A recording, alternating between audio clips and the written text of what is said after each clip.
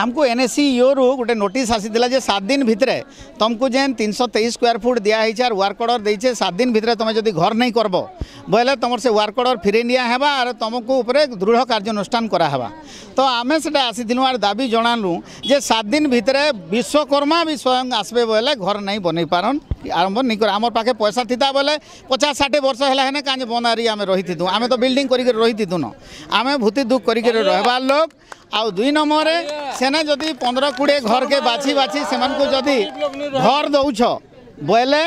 अन्य मानकू भी दियो अधा लोग के सेने रहे और पीएमओआई जगह देव और अधा लोग के नहीं देव इटा नहीं पारे जदि रहमु तो समस्ते रहमु जदि जिमु तो समस्ते जिमु और आमको सफिशिएंट टाइम देमु बोलू मागलु तापरे सब कलेक्टर कहले जे 7 दिन हेन्ता मियाद किछि नहीं से तुम जेते दिन चाहूच से दिन नियो आउ आमे तांको रिक्वेस्ट कलु जे गोटे सर्वे करा जाऊ जदि सेने कहार जदि प्राइवेट प्लॉट आसबा प्राइवेट ओनर रो प्लॉट रे आमे जदि थिमु बेले सांगे सांग गोटे मिनिट रे छाड़ी देमु आउ जदि सरकारी जगह रे बोले आमको स्थितिवान करा जाऊ इटा होचे हमर डिमांड रहला।